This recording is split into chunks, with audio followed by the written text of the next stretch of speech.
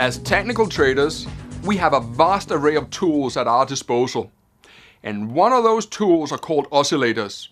In this particular chapter, I will take you through what oscillators I use for my own personal trading. Let's talk about momentum and momentum indicators. A momentum indicator records the speed of prices as they are moving over a certain time period. And at the same time, momentum indicators track the strength and the weakness of a trend as it progresses over a given time period. Some of the most popular momentum indicators are the RSI, the MACD, the stochastics, momentum, rate of change, and CCI. What these indicators have in common is that they attempt to measure two things. The first thing they attempt to measure is whether the market is overbought or oversold. And in order to do that, they make use of bands, which theoretically indicates if the asset is overbought or oversold. The second thing that a momentum indicator attempts to measure is a directional divergence between the price itself and the momentum indicator.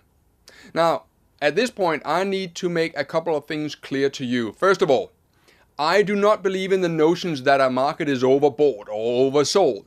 I have seen way too many markets stay oversold or overbought for months on end, and it made no difference to the traders in the marketplace. So I have a long time ago stopped placing trades in the market merely because a momentum indicator suggests that a particular market is oversold or overbought. The other thing I need to make clear to you is that all momentum indicators are pretty much the same. Now I know some die-hard technicians will disagree with me on this, but remember, I'm not a technician. I am a trader who uses technical analysis to get into and out of the market. So I make use of what works for me. So I have thrown away all the momentum indicators and I use just one now, which is the stochastics indicator. It works for me and I'm going to teach you how I use it in my trading. But I am still going to show you some of the other momentum indicators and how to interpret them. I never was a big fan of momentum indicators until my trading partner David Paul taught me the same strategy that I'm going to teach you in chapter 12.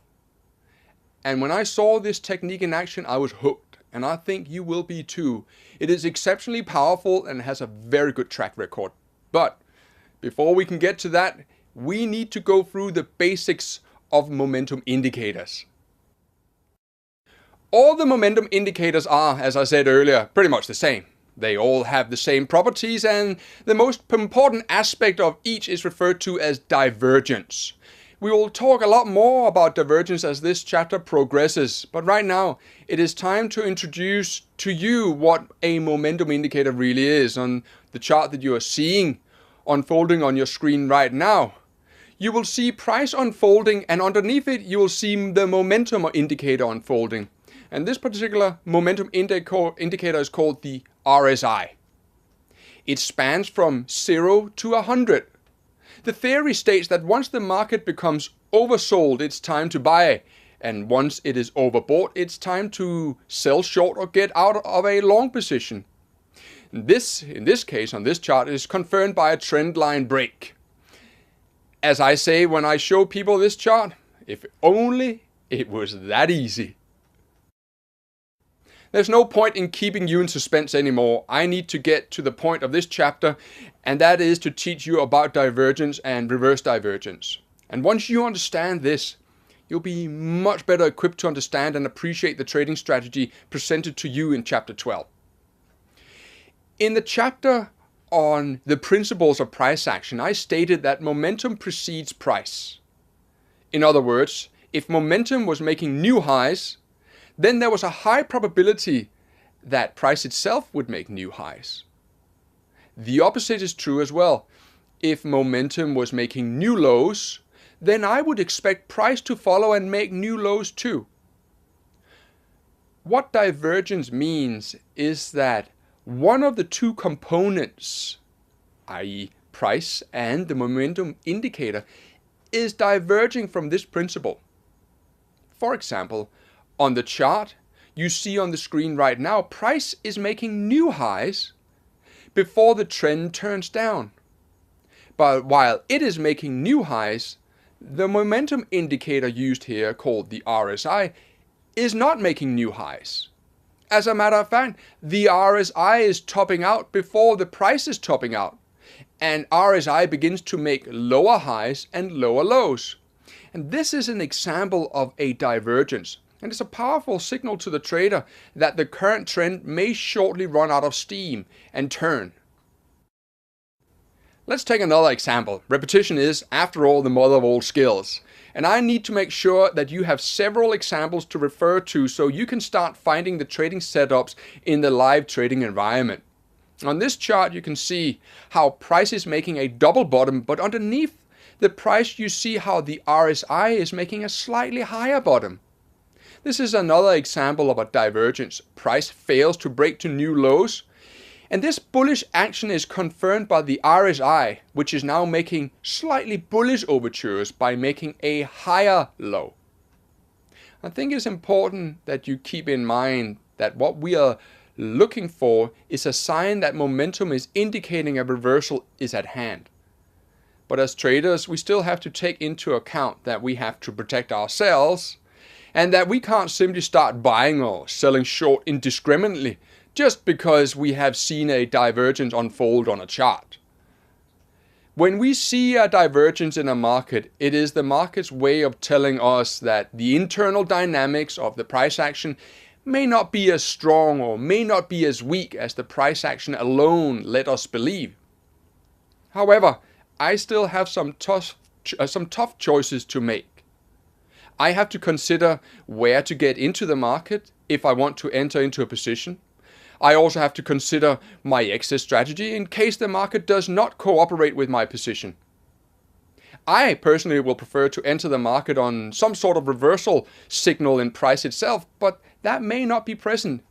There may be no reversal signal for me to work with, and I have to take those factors into account when I trade. So whether I have a double top or a head or shoulder pattern to work with, or even a triple bottom to work with, and the divergence confirming the potential for a trend reversal, I still have to take all of these factors into account before I place my next trade. Now, sometimes this decision is made in a split second, and sometimes I will wait and I'll sit patiently for half an hour or more, just waiting for the right moment to strike. You've probably heard this before, but it is so true that it is worth repeating. Trading is really simple. You buy, you sell, or you do nothing. But it isn't always so easy. I was once asked by a family member to describe how I day trade the market. And I told my nephew that being a trader is somewhat akin to being a hunter. You sit patiently and quietly waiting for an opportunity to strike. Once an opportunity presents itself, you check that all the parameters that you can control yourself are in place, and then you are in a position to strike. It doesn't always mean that you are going to be successful. This morning, for example, I was attempting to buy the euro-yen. So I wanted to go long the euro-yen, and I had in mind that I wanted to be a buyer at a certain price level. If it hit this price level, my order to buy the euro-yen would be triggered. But what happened was that the currency pair came within 2 pips of my entry point, and then it reversed back up again, gaining more than 90 pips in the space of the next 10 minutes, but without me in the position. And although that can be somewhat upsetting as it happens, you have a sense of satisfaction when you review the trading day afterwards and you know that you followed your trading plan. Now, we've spoken about divergence now, and I hope that by now you have a pretty good understanding what divergence is all about, but I'm going to have to be honest with you now. Divergence is not my favorite momentum indicator. As a matter of fact, the reason why I'm not overly keen on divergence is because I know there are so many traders looking at it instead. My own trading mentor, David Paul, has taught me a different kind of momentum indicator, which I feel has a much greater impact on my trading, and it's called reverse divergence. A reverse divergence is a momentum indication on par with a normal divergence, but with a slight twist. With normal divergence, we are watching for price to make new highs or new lows, but the momentum indicator, such as the RSI, is not confirming this. The momentum indicator is failing to make new highs or new lows. But with a reverse divergence, the opposite is true. With reverse divergence, price has failed to make new highs or new lows, but the momentum indicator is making new highs or new lows. So while price is making a top, which is slightly lower than the previous top, the momentum indicator is making a new high. On the chart on the screen, you can see an example of that. On the price side of the chart, you can see how the market is making a new high, which is signified by point A. And then it proceeds to make a lower high, which I've signified by point B. But at the same time, the RSI is making a high at point A and a higher high at point B. And that is a reverse divergence setup. And like the normal divergence, it's an indication to you as a trader that the market may be running out of steam and that a reversal is on the cards. The same principle applies to the downside. The price action is trending lower, but is making signs of reversing by printing a higher low. However, the momentum is continuing to make lower lows. And in chapter 12, I will give you the full details of the trading strategy that I utilize when trading reverse divergences. But I want to describe the setup in my own words now, and then we can go into the technical details in chapter 12. My reverse divergence setup essentially involves buying into a market which is already trending higher, i.e. I'm following the trend, or I will be selling short a market which is already falling. Now, how do I decide if a market is trending higher or lower?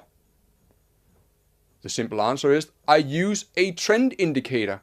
It doesn't have to be a terribly sophisticated trend indicator. For me, it is enough to use a simple moving average.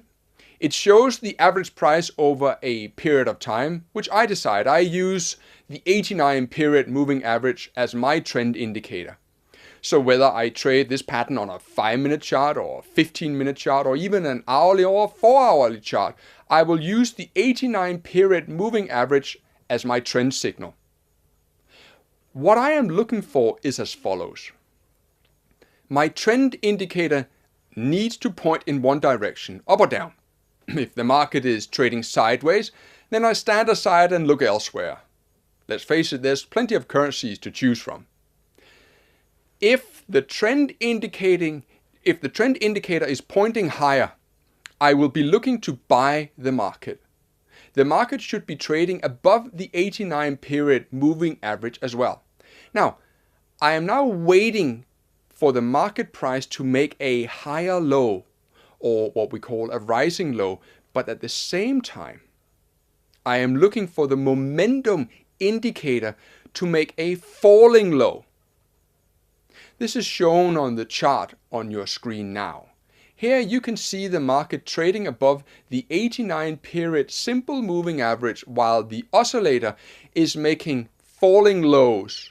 My goal is to trade in the direction of the prevailing trend, i.e. in the direction of the 89 period moving average. Once I see a setup of this nature, I will wait for the market to give me a clue that it is ready to resume a move in the direction of the prevailing trend. I will be watching for a candle chart pattern to enter the market, or potentially the market coming down to touch an area of support. The opposite holds true for bearish setup. Let's take a practical example from a recent trade I placed in the market. On this 2-hour chart of the euro against the US dollar, you can see how the market is trading below the 89 period moving average. As such, I am looking for opportunities to sell short. On the price chart, the market has gone from being range bound to breaking down, and I'm able to draw a blue line signifying that the market has made a high and a lower high. However, on the momentum indicator, where I use the stochastics for this setup, you can see how it is making a series of rising highs. I have drawn a blue line on the momentum indicator signifying that it is making a rising high.